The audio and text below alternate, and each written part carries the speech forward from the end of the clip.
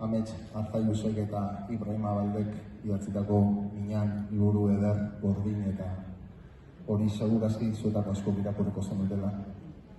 Beraz, nahi duzuenean.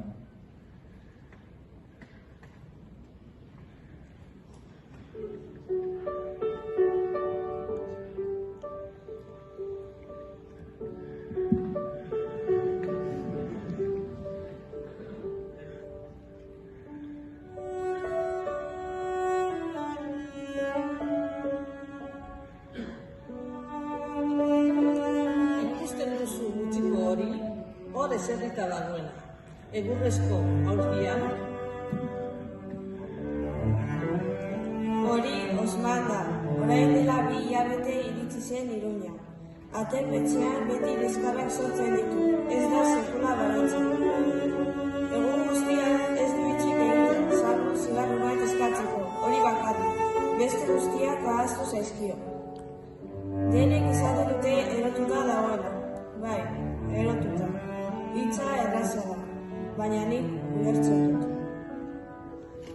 Nik ere, badakigarako zer den espiritua itzulika ibiltzea.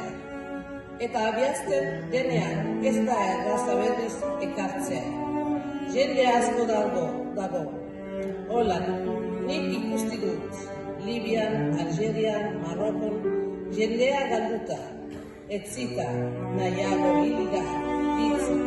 Baina bitzi, jakin gabe nahako, jakin gabe zertarako, hemen ere berdi.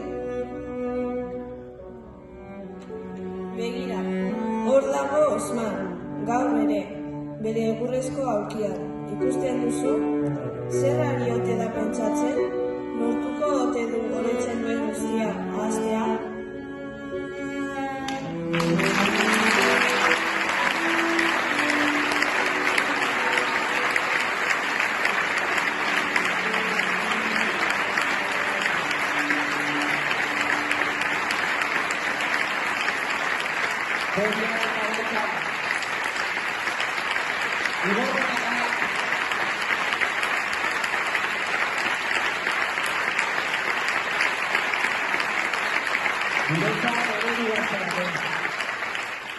Eskerrik asko, eredua zenete.